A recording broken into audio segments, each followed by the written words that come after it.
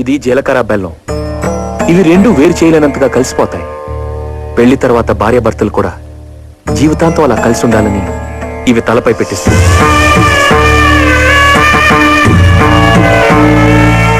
ఇది మంగళసూత్రం.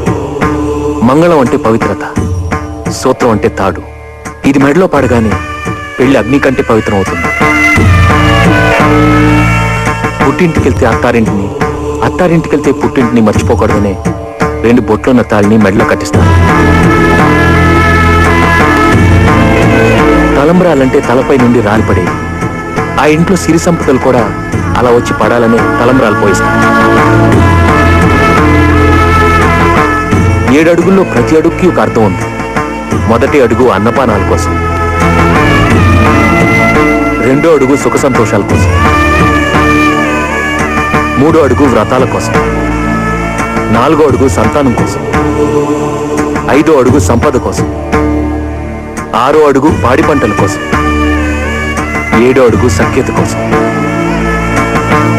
ఒకరి వెంట ఒకరు 7 అడుగులు నడిచి 6వ ప్రాణంగా 5వ తనాన్ని మూటగట్టుకొని 4 దిక్కుల సాక్షిగా 3 ముళ్ల బంధంతో 2 జీవితాలు ఒకటయ్యేదే పెళ్ళంటే.